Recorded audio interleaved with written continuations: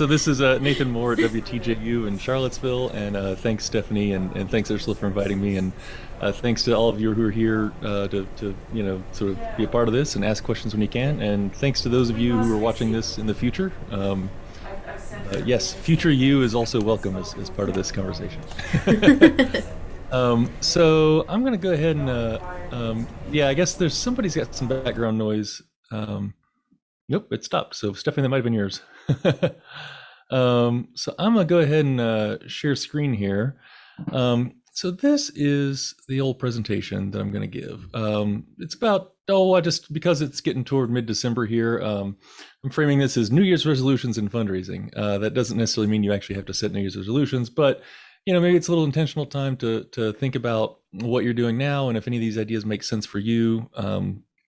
My favorite thing about presentations like this is not necessarily that other stations have the idea that's going to work. It's more that it's intentional time to think about what we're doing at my station and how it might be able to adapt. And so feel free to take some of these ideas, take all of them, however you want. If you got questions along the way, go ahead and interject. I don't mind. We can kind of roll with that. And then, of course, I assume there'll be some questions at the end, too. One thing sort of before anything else is that, let's see, I've got, I notice we all want like a silver bullet to, raise big money. Like big angel donor comes in with like tens of thousands of dollars and it makes everything perfect. It really doesn't work that way, unfortunately. For the most part, fundraising is about building relationships, and usually that takes some time. Some of these, you might get more money than others, given how much time it takes, but it still is going to take time and dedicated effort to kind of build the community around your station that's going to give to your station. Fortunately, you have the tools for this. You're already running a community radio station. During pledge drives, I always like to make the joke, but it's not really a joke, that it takes a community to keep community radio thriving. So we've got the community, as they say in the crowdfunding world, you have to have a crowd for crowdfunding to work. So we've got that, but it's about kind of harnessing it and making it work. So I'm going to start with mailers, AKA don't leave money on the table. I assume y'all already do pledge drives, and this is not get into the mechanics at all about pledge drives, but it is about kind of using mailers alongside and in addition to your pledge drives. And so there's just a few people on the call. I don't know if I need to take a show of hands, but I'll just kind of roll through a little bit of this. I'm going to talk about a few different kinds of mailers, both solicitation mailers and also stewardship mailers. And this refers to the term solicitation and cultivation and stewardship. Those come out of what's sort of known as the donor cycle. And so, you first prospect somebody, and then you bring them in to sort of cultivate them toward a gift, and then you solicit the gift, and then after that you steward them, and so you continue to keep them engaged with your organization. And so right now I'm just talking about like solicitation mailers. And so this is really about annual giving. Annual giving, kind of a term of art that means kind of the smaller kind of regular person gifts, $50, $100, $10 a month, $15 a month. At WTJU, I send out solicitation mailers about 4 times per year. And it is approximately lined up with the last time somebody gave.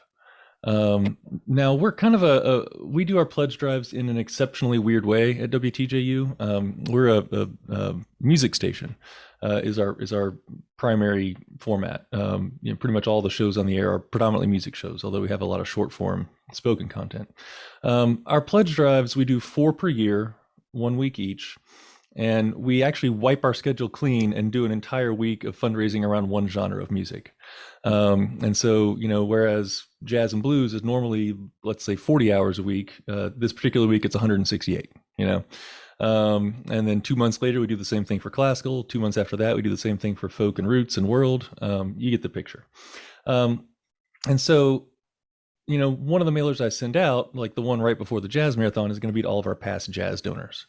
Now, you don't need to do it that way. That is an oddball way to do pledge drives, but I do think there's a lot of value in sending out mailers either, shortly before your pledge drive, or otherwise lining it up with sort of once a quarter, approximately when somebody's last gift happened. So ours hit mailboxes 1 or 2 weeks before pledge drive. There are, and actually getting them out the door, we work with a mailing house on that. So it's a printer mailer combo, and it's just a fee for service kind of thing. You can do it in house, particularly if your number of donors that you're mailing to isn't that many. When you get up into the several hundreds, it's a lot to try and or more if you're low thousands even. It's a lot to try and assemble all that yourself. So we contract with a mailing house. In the industry, the sort of public media fundraising industry, they'll often talk about actually doing like a tube mailer campaign. So you send one out, wait a month, send another out as a reminder, like, hey, you haven't given yet. I generally don't do that just because it's a little beyond our scope, but I just put it on the list there as an option to think about.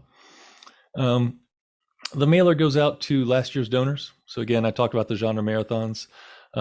It goes out to them, and also goes out to Leibunt Seibunt. So that would be people who have given last year but not this year, or this year but not this year. That's what Leibunt Seibunt means. And so ideally I would have separate copy for the people that gave a year or 10, 11 months ago from the ones that gave 3 fiscal years ago. I just don't. I just send the same one to all of them. Yeah, basically I go back 5 years on these mailers. So if somebody gave in 2017, they just got a letter from me. And the reason for that is it costs about $1, maybe $1.10 to send out a mailer to somebody. If I average a 1.5% return rate, I'm still making money off people, more than what it costs to do the mailer. And so, in general, you can go back 4 or 5 years and still have return rates of at least 1.5%, if not better. So that's why I go back that far.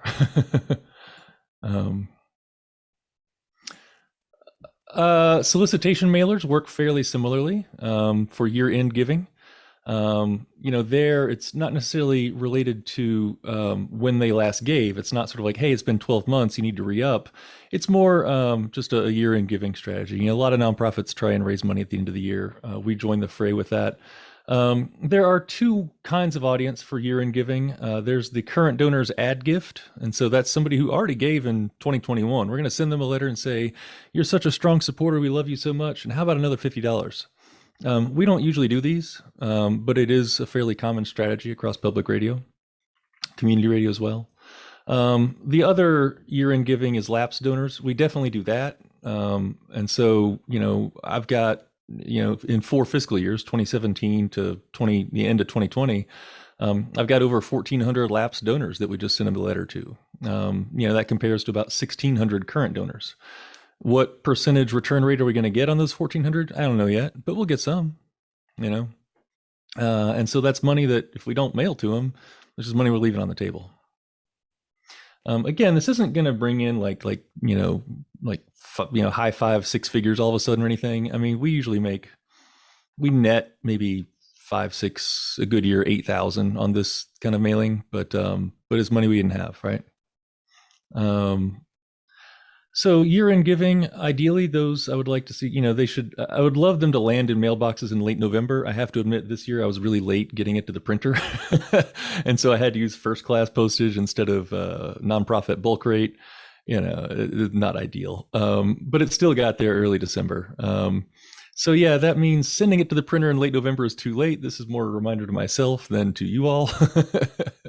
But you all can hopefully benefit from my mistake this year. You want the mailer to get there so people can digest it, get it, and, put it on the shelf for a while, come back to it and say, oh yeah, I need to give to those guys, and then give. Again, the sort of industry folks would say do a second mailer in mid-December. So it's kind of a 2-part campaign. You've got one that hits around Thanksgiving. A few weeks later, another one that goes to people who haven't responded yet. That's getting to the sort of next level. And again, you can combine this with email or on-air campaigns. And so, toward the end of the calendar year, we've got 2 or 3 email blasts queued up. We've got on-air spots that are running already. So it all kind of feeds into the same year-end campaign. I want to talk about might be a little small on your screen, so blow it up as best you can.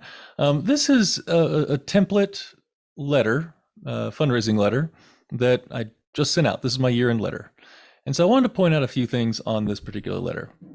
Let's see. Can you see my cursor here? All right, cool. So starts on your letterhead. That's pretty straightforward. You don't have to do this kind of one-liner at the top, but I kind of like it. It's just people are going to read that. So it's like your one line, maybe two line value proposition and ask. It's like the summary, the too long didn't read version of your donor letter. Start with a greeting. Dear, right now it just says inside. This is not the mail merged version. This is the before the data is actually in there, but you do want to mail merge this. So rather than just like hey bub, or dear person, put mail merge it so that it says like dear Nathan, dear Stephanie, and then I like to start with kind of a story, something that kind of relates to people. It's sort of like story of me, story of us, and then the value statement comes next. I even put it in bold. Through it all, WTJU remains an essential, steady, and joyful part of our lives. The station has provided an essential oasis of music during our long roller coaster ride out of the pandemic.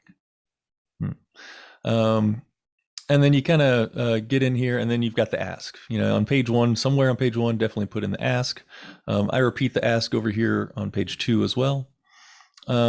Page 2 is kind of a nice place to stretch out a little bit. You can talk about some select accomplishments that people's gifts made possible in the last year.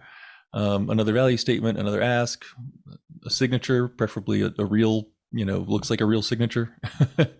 And then the PS. Supposedly, the research on this suggests that the PS is one of the most read parts of these letters. So again, I'm using it here. It costs about $80 for each hour that WTJU is on the air. When you donate $160, you're supporting one of your favorite 2-hour shows. Please give today. So, it's that kind of like pithy one-liner, like, hey, if you didn't know about how much to give, here's a good amount. And so that's the letter part. You want it to be a nice flowing text. Most people aren't going to parse it, sort of word for word, but it should read well. There's a couple things here toward the bottom that I definitely want to point. A lot of arrows down here. So a lot of times people write a letter and not include this return slip. Or stations will do that. I actually have become very, very fond of the return slip for a number of reasons. One is donors find it really easy. 2 is you can actually sort of like communicate certain things to them in that return slip. If you look closely here, you'll see there's a couple labels, last 1, last times 1.5, and last times 2.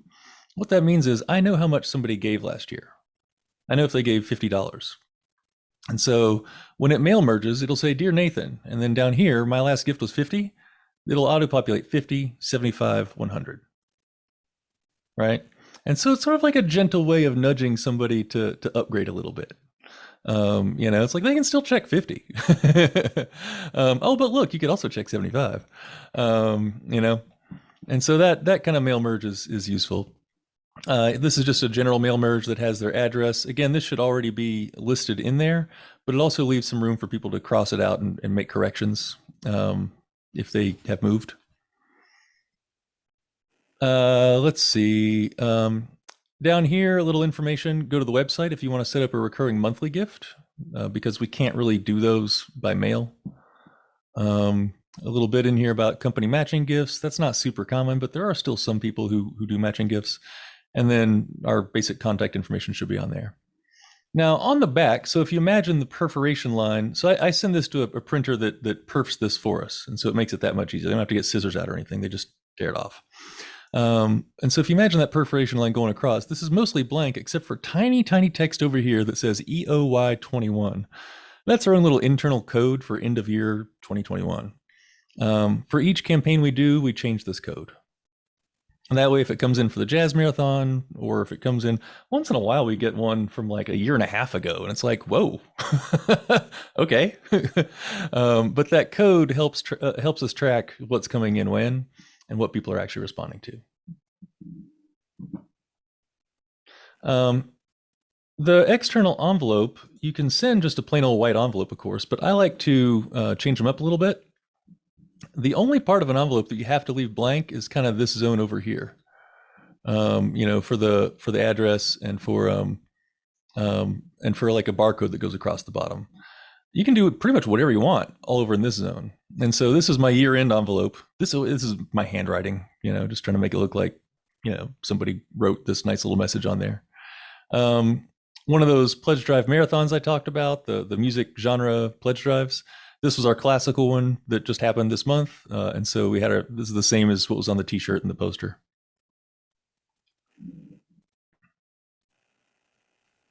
So that's all solicitation. I want to talk just a little bit about stewardship. Critical thing, and I hope you already do it, is when somebody gives during a pledge drive or otherwise, send them a thank you letter and or email like right away. That's super important. People want to be acknowledged for their gift. Um, I also add people's emails to our newsletter right away. It's kind of like opt in as default. You can opt out from any email, but I actually add people straight away. We've added a lot of emails over the years. I think we're up to like almost 10,000. And that's not just donors, that's everybody. And then within that, we have a few different sub lists that we use for specialized messages, but I send an email newsletter every week. There's a lot of work. Not everybody does it. But having some kind of email engagement, even if it's monthly, is really worthwhile. A couple other engagement ideas. These, again, if they're within your capacity, go for it. If not, it's just an idea. I do think there's a lot of value in a hand-signed card to larger donors. You can have these printed really, really easily. You just get, just a nice little black and white image of some sort. You stick it on. You have somebody, your local printer print it on cardstock. On a half of an 8.5 by 11, so it's 8.5 by 5.5. Makes a nice little size card. And then you can just, write on the inside, say like, hey, thanks for your gift. Really appreciate it. Sign it with your name. I mean, your hand will get cramped. But, if you've got people giving you $250, $300 a pop, I like to send them a little card, especially the first time they do that. Or more, And then this is something that I started doing years ago. And I don't know, feel free to take the idea and run with it if you want to. But I don't think it's common practice at all. But every year at the end of our fiscal year, I send a postcard to every single one of our donors that is this kind of like spot the 5 differences thing, kind of like when you were a kid, and so we'll take a regular photo that was taken around the station, and then I'll go into Photoshop and futz around with it and change 5 things. And then the answers are on the back, with a little message that says like, hey, come by the station anytime. We love you. And so it's great. It gets people staring at our studio for like 20 minutes trying to find the differences. And then, anyway. So that's the gist on mailers. Any quick comments on that before I move on to the major donors bit? Questions or anything?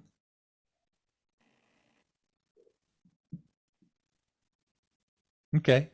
If you have any along the way or at the end, we can do that too.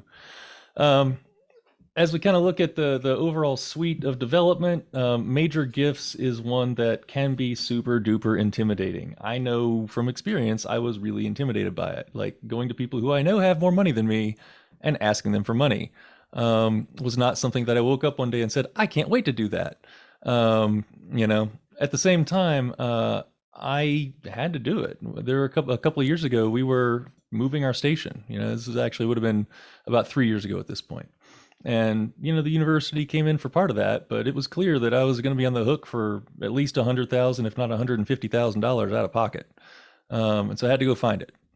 And so just a quick kind of process of how we did that. So first, ask yourself if you feel like engaging in major giving, and it is worth considering. First, ask some really core questions, core planning questions. Why are you asking?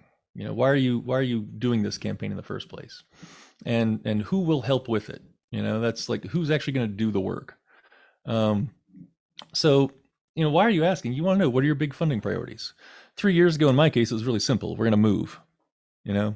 But it could be other things like we need a new mixer. It's going to cost 20 grand, or a new studio rig, the whole rig. Or we're funding a new position that's going to work with school kids. Or we're funding a whole new newsroom that's going to serve the local news needs of our community because the newspaper just closed down.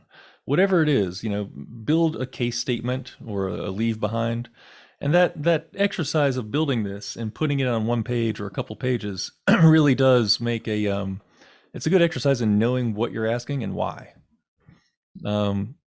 And I'd be glad to share. Ours was actually 4 pages. It started with this kind of cover sheet, and then a 2-page spread on the inside that was sort of a dear friend letter, and then like 3 different things that were really, it's like, hey, we're moving was the capital needs part, but here's what we're actually doing. Here's how we're changing lives with this move. There's going to be more music, and there's going to be new ways to learn with kids and camps and all that, and it's going to be a state-of-the-art digital production studio with a podcast collective. So that was really like the kind of like things people could sink their teeth into, not just we're moving, please give us money. How's it going to change lives? The sort of cliche in this world is that major donors give to causes that save lives or change lives. They want to give a gift that transforms in some way. We're not healing sick kids. That's not, so we're not really saving lives, unless your station happens to have played a really critical role during a weather emergency or something. But we are changing lives, and I think we can frame that really well. So create a little case statement or leave behind. It's not gonna, like, just the case statement is not gonna sell it. Is not going to get all the donors, but it's to have a nice piece that you can just kind of like hand somebody and say, and then you also need to clarify your roles. So who's going to help with what during this campaign? And I'll talk about more what those what the what is here in just a moment. But you're going to need more than just one person working on this. You'll need help from your board. You'll need help from other connected people that are already part of your station's orbit in some way. And so kind of, think through who's going to actually do some of this. Next step is going to be to build a prospect list. This is where a lot of organizations get hung up. How do you build a prospect list? There's a temptation also. Well, I'll get into the temptation in a sec. First thing is to ask, how much you're trying to raise, realistically. How much money do you need to raise? And there's a number of tools out there that might help. I love these like giving pyramid calculators. There's an extra R in that URL. But giftrangecalculator.com is one that's, kind of an easy one. You type in, I want to raise $20,000, and it'll tell you kind of like, it'll break it down. How many donors, how many prospects do you need at each level? How many of those prospects need to actually come in with the gift at that size to raise your goal? And it's really kind of cool. So it's like, oh, hey, I only have, I don't have very many prospects here. How much, if I'm trying to raise, $500,000, I don't have anybody that'll actually like be in these top categories. Maybe I need to look at how much I'm raising, So it's just a useful tool to think about. After that, prospect list, identify your largest donors in the last few years, really. I mean, you've probably got some people who come in for amounts that seem large to you. It's like, whoa, and that might be a different amount in different places. Just during our last pledge drive, I had somebody come in for $2,000 just during a show. It's like, whoa, I'm gonna write that person's name down. They're gonna get some communication from me. So, you identify those kind of people who have given, fairly large amounts in the last few years, and not just amounts, but also loyalty. Do you have anybody who's been giving $300 a year each year, and then $400, and then $500? They're kind of like upgrading themselves. That's somebody who has some capacity to give significant amounts, and they're already kind of like in the loop and care about your station a lot because they're giving that much every year. So look at that sort of size of the gift and loyalty of the donor, and that's going to get you a pretty mighty list of names. Not a long list necessarily, but these are people that are likely prospects for a bigger ask. Chances are a lot of the people on the list you just made are people you already know in some way. They've come in to pay their pledge and chatted for a bit. They're the spouse of somebody who's one of your hosts, whatever it might be. They're involved. You already kind of know them. One thing that's tempting, this is what I was going to lead with, but no. You don't want to count on like known wealthy people, but who you have no relationship with. Oprah's not going to come in and gift your station a bunch of money. She had to know your station. That's, Charlottesville's a town with a bunch of rich people, but I don't know very many of them. And so I can't just say like, oh, we'll get some rich people. That doesn't work that way. So you have to have that relationship, and major giving, like all the types of fundraising I'm talking about, are about relationship building. Major giving, more than any other one, is very hands-on relationship building. After you build a prospect list, you want to do some research and plan. Um, for each donor, you want to write down, their giving patterns to your organization. Just kind of like, if you're using an Excel spreadsheet, just put like a wide column that says like notes, and just like, oh yeah, this person gives 400 a year. They were a DJ back in the 80s, whatever, whatever that sort of important relationship or interest is that they've got. They only give to the classical shows, or whatever. Well, you know what I'm saying. The notes that might be relevant for a conversation with the person, jot them down, and keep it all in one place. And then schedule time to do this work. It will fall aside if you don't put it on your calendar. And so donor cultivation work is something you got to just, if you're going to go down the major donor route, it's something you have to bake into your schedule. Reach out to the prospects by email or by phone. Just say, hey, if you already know the person, you can kind of like, say like, oh, hey, it's been, I'd love to chat with you more. If it's somebody brand new, you can kind of introduce yourself by email, or phone. When I had a specific capital campaign looking to move into the new studios, I was pretty explicit. I was like, it's like, hey, I'd love to meet up with you for a coffee and talk about WTJU's capital campaign. People who have money know that means you're going to ask me for money. And if they accept, it's understood that this is part of the deal. They're at least going to hear you out. Yeah. And again, it's really about developing relationships. You're not just going to the ATM here. As such, I'm not going to get into the details of how to actually make the ask. I will say that over the course of a conversation, though, you're mostly listening. There's a strong temptation to be like, oh, look at this accomplishment and this accomplishment and this accomplishment, and here's what we're going to do. It's like, really, that's fine. But really, you want to, that's not fine, because what you want to do is listen to the passion of the person you're talking to, of the potential donor that you're talking with, to find out what they care about. What is it they love about the station? And then it's sort of like a deft dance where you kind of like say, oh, I love that too. Here's the thing we're doing on that. I bet you, and they're like, oh yeah, I love that. And then finding, what could we do better? And so here's this campaign, and you can kind of feel them out. Sometimes in that first conversation, it becomes clear. And I had a couple of these during our capital campaign where, I met with somebody and it's kind of like, hey, now's not a great time. I've got, 2 kids in college with big tuition bills due. I can't help you right now. I'm like, all right, that's okay. Thanks so much for chatting with me, and we had a good time anyway. Other times, you come out of a conversation with a $5,000 check. So you never know. Read this book though. It takes about an hour to read. That's why it's called a 59-minute guide. It's called Asking by Gerald Panas. I can't recommend it highly enough as a way to overcome the fear of going into these conversations. And it's like $6 online used. It's worth the $6. All right, that's major giving. I'm just covering the whole gamut here today. Any quick thoughts, questions, concerns on major giving? All right. As it distills and you digest, you might have more to go.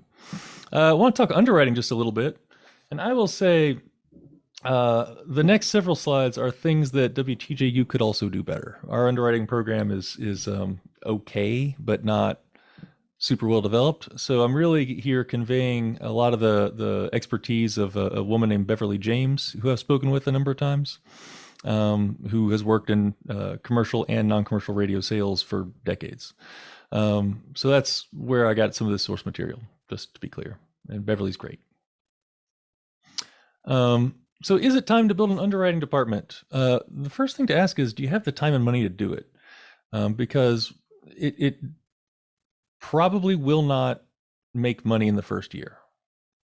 And if it does, it's not going to be a whole lot. And it's going to take time. It's time to set up a whole program. It's time to invest in the back end capacity. It's time to get a new person trained up and running and sort of like get those cold calls turned into, ongoing clients. It takes time and money to pay a person to do all that. So, first, do you have that? Part of this, is it time to do this assessment, is also how much potential revenue can you actually make? Um, you want to think about your market size and your audience size. Kind of look around other media outlets in your area. Are the radio stations sound like they've got, plenty of ads from paying clients? Oh, okay. You might know something about your business climate in general. Kind of maybe you know somebody at the Chamber of Commerce. You just kind of you have a sense of the local economy. If you're a sort of, one industry town and that industry just closed its factory, maybe not the best time to try and launch a new business development program. But at the same time, if it seems like your local economy is doing all right, then it might be all right. But again, just think about it with market size and audience size. Some small towns, just there aren't going to be enough clients to make a full-time position worthwhile. But that's your assessment to do. Also think about your back end capacity. You'll want to have some kind of flexible traffic and billing system for this. There's a bunch of off-the-shelf products that will work. The one we use at WTJU is actually not off the shelf. It's something my tech guy built. It's functional enough, but I can't really recommend it because it's not available. But there's other Pacifica stations that could help provide, just tell you what they use. And then when you think about hiring an underwriting staffer, what kind of position, what kind of compensation are you going to do? You could get somebody part-time to do this. There are people who really enjoy the flexibility of this. Maybe they got another job, maybe they've got kids, whatever it might be. They might be able to do it part-time. But you might also be looking at a full-time position. There are lots of different compensation plans out there. There's commission, full commission. There's full salary, and then there's kind of hybrid, where there's sort of a base salary of whatever amount, maybe 500 or 1,000 a month plus health benefits, and then they make a commission on top of that. There's lots of different ways to design this, but the main thing you're doing is in that assessment of potential revenue, kind of like your goals for how much money you think you can actually make. You need to design a plan so that salesperson can actually make a reasonable living, right? Like if you only think you can ever bring in $50,000 a year, boy, that's not going to leave a lot left over to pay your salesperson and actually make some money for the station, right? But if you think you can bring in 100, 120 eventually, then we're talking, right? You can design something to where they get paid and you get revenue that helps feed the station's operation. Hiring and training here. There's an old saw. You get what you pay for. An experienced salesperson with lots of contacts in your market is going to cost more. Somebody with less experience, sort of a gung-ho younger person who needs lots of training, they'll probably cost less, right? There's not necessarily one better than the other, but just something to bear in mind. Recruitment, I think, there are always job sites out there, but really this is another one where relationships you've got, start recruiting before you even post the position. This is one where you start, kind of talking to your contacts out in the community, to your business friends, to your other nonprofit friends, to people who through the station. These are the relationships that you'll want to sort of lean on, and also put it on air. People who actually listen on air, may know or be the person who you hire. You want to hire somebody who's a fan of the station. A passion for your station can't be taught in the same way that sales skills can. You can train somebody to be a salesman, just like you can train somebody to be an audio producer, or train somebody to be your custodian, or train somebody to do your books. But it's kind of hard to train somebody to love what they're who they're working for. And so that's something that you always want to look for. There's a term of art here called cost of sale. So if you sell $1,000 worth of underwriting, how much should it cost to get there? Year one, it might cost, your cost of sale might be 100%. You might be spending all your underwriting revenue to pay your underwriting person. Might lose money in year one. Hopefully not, but it happens, especially if you're starting from scratch. Um, by year 3, hopefully you can get your cost of sale down to 30, 40%. Pretty common cost of sale, like a cost of sale that a lot of stations are happy with is about 30%, 35%, maybe high 20s if you're really, rocking it. But yeah, you're not going to get nothing, like something for nothing here. If you can sell, $150,000 worth of underwriting and have $45,000 of that go to the person's salary and cost of sales, that's a 30% cost of sale. That's solid. That's good. And that's a lot of money. 70% of that's going to the station's budget, which is great. But yeah, patience is definitely required on this. It's a several year process. Scheduling underwriting packages, and here's one that I'll say WTJU is not always great at, and in fact, our average is still kind of the old school thing that I'll talk about here in a sec when I do kind of a compare and contrast. Inventory at the core of underwriting, at the core of any underwriting program is inventory. How many spots do you have on the air? How many slots are there that you could play underwriting in? Let's say 6 a.m. or 7 a.m. till 10 p.m. Times however many you're willing to air per hour, 2, 3, 4, whatever you decide is enough per hour. That's how many you got.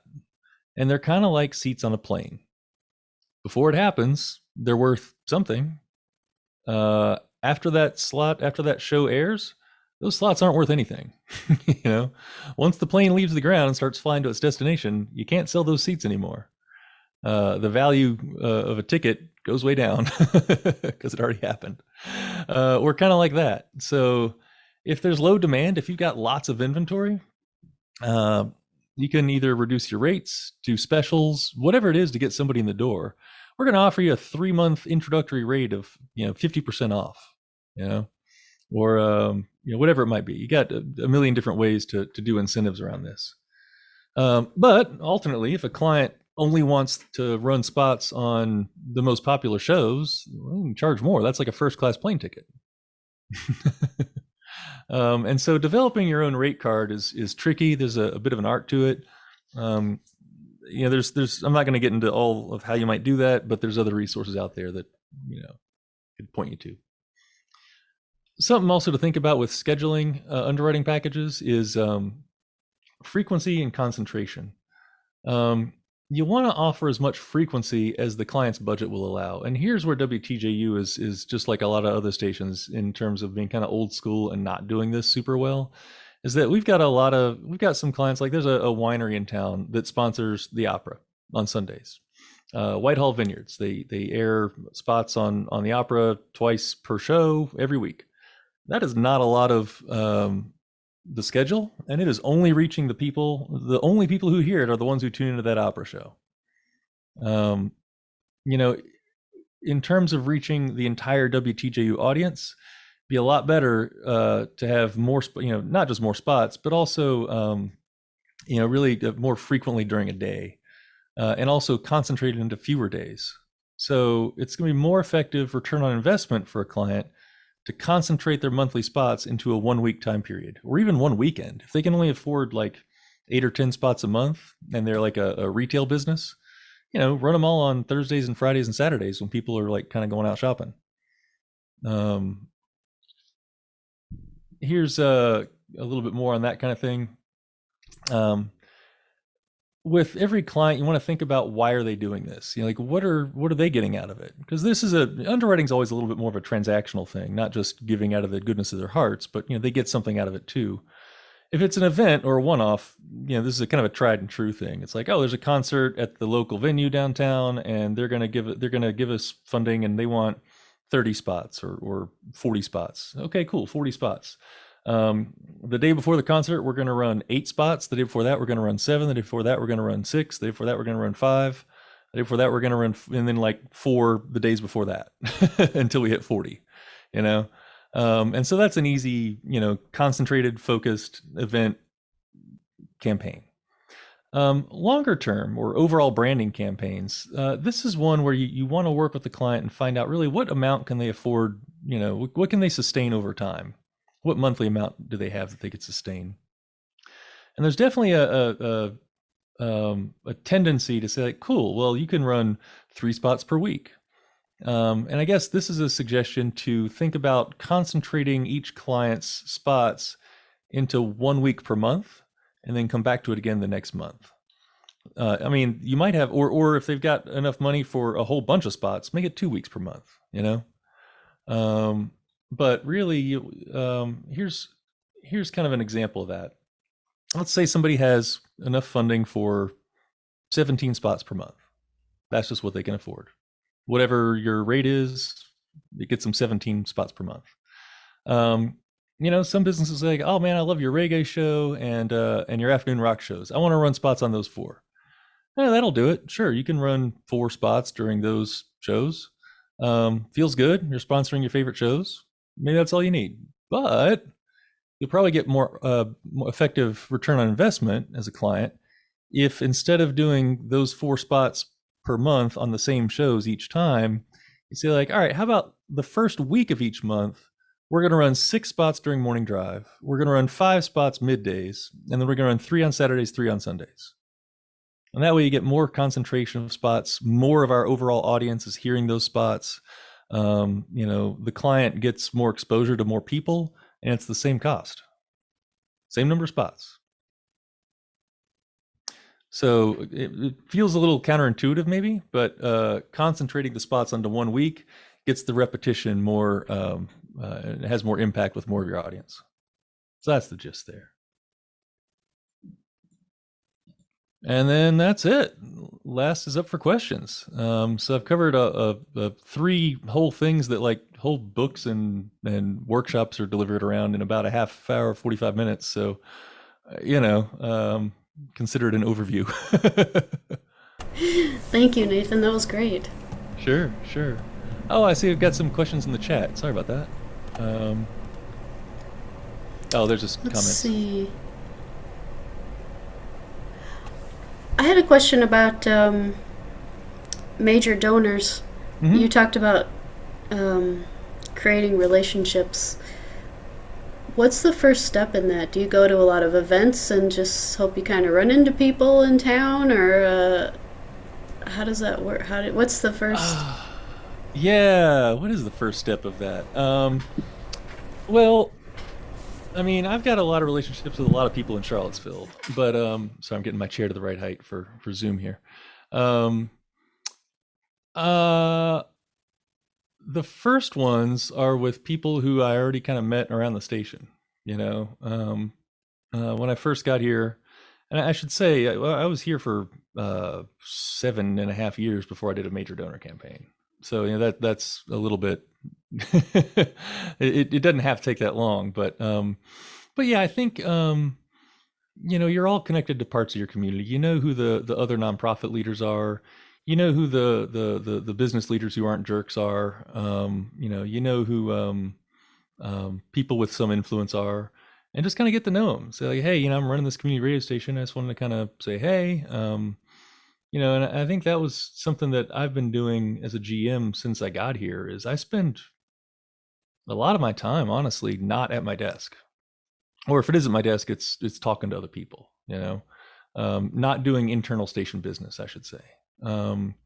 Because really there's a lot of this work that's just external business, and just kind of remembering the relationships of who you meet around town. I've got, it's in my first year here, I had coffee or some kind of conversation with, I don't know, 50, 80 different, influencer type people in town. You just kind of do it as part of the job. And I sit on a bunch of boards and stuff. Okay, cool. Thanks. Yeah. Davine, you had a question or comment? Was what I was about to ask him about. It sounds like he spent a lot of time fundraising. And does he have any tips besides meeting and having coffee and being on boards? But that's a lot, but do you have any more? Well, again, there, I think the other thing you can do, since this is about raising money for your station, is to look at your own donor rolls and see who has given. who's given with some capacity, however you define that. Around here, I start to pay attention and send them a special card when it hits like somebody drops $250 on us at once. I'm like, oh, that's a significant amount of money. And so I'll start kind of noticing there. Go through your list of people who've given 250 at once, and do I know all these people? If I don't, maybe just call them up. Say, hey, I noticed you gave a lot to the station. I'm the general manager. Just wanted to thank you, and just check in and see what you like the best. See what we could do better. You know. Thank you. That's a good suggestion. I was surprised, honestly, how many of our fairly significant donors I did not know. So. Oh. So they just kind of shoot the breeze for a while. Yeah, I mean, or just leave a voicemail because a lot of times they won't pick up. Sure.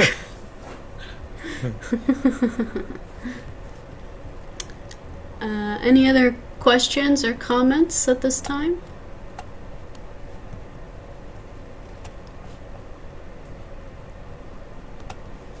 Looks like you covered all your bases. Well, I'm glad to share whatever you might need. If you want to, use any of this, you're welcome to. Yeah, I think this is good stuff. Cool. Well, Stephanie, I can send you the PDFs of some of the example stuff I've shared, like the donor letter and. Yeah, that'd be great. I can. Yeah. I'll post it with the video recording. Cool. Sounds good. And I see that Julie says thank you. She had to leave early. Yeah, I see that. Okay, great. Well, thank you very much for sharing your time with us. I know this is a subject we keep coming back to, so it's always nice to hear different people's approaches. I appreciate it a lot. Yeah, glad to do it. And it's just, the end of the day, it really is about raising money to do the mission work that we do. It's so important, so that people feel a sense of belonging in our community, so they can experience beauty, so they can have their information needs met. And it's not just about the fundraising, but it is about sort of building up that roster of people who care about our towns and about our places, and support it with dollars. Right. And I think you said it was 7 years before you talked to a major donor. The capital campaign. That it does, to be patient, and it does take time. Yeah. I mean, that's a tough one when somebody's kind of looking at you like, hey, I need to raise $50,000 more now because our rent is going up. It's maybe not the easiest thing, but there are some I know there are some kind of like strategies out there for kind of quick turnaround kind of fundraising. KOPN in Columbia, Missouri did one a few years ago, and that's a whole other sort of topic of conversation. Okay. But basically that one was kind of followed the same model of the capital campaign, where they had a GM come in for a relatively short period of time, honestly, and then he moved on to another organization that needed the same thing. He was already well connected. He was also on his county's Democratic committee, and they said, okay, sure, you can use our donor list for this. And they used the station's donor list, and they used some other kinds of resources that were out there, and just looked for overlap, and then just assigned it out. It's like, all right, we've got 11 board members. You're going to call these people. You're going to call these people. But then they also kind of like, they put together a whole development committee, and not everybody did all the things they said they would, so they had to kind of like say, all right, who's really going to do the work, and then kind of really push it, and that's the short version of it. There's a lot more to it than just that. But again, it's about sort of like finding people who already care about what you care about, Right. and lining them up with an opportunity to support it. Right. That sounds familiar. That sounds like a reoccurring theme that we talk about. Yeah. Marcus, you got a hand. Yeah. Aside from that asking book, do you have any other books that you might recommend? I think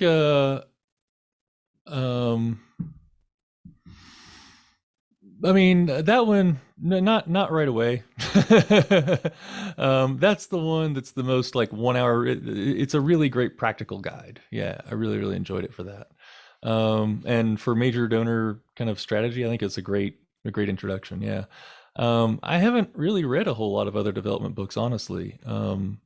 If you got, there are some resources out there in the public radio world. I get a lot from one called Greater Public. It's not a particularly cheap membership, but WTJU's got a budget that's can afford it.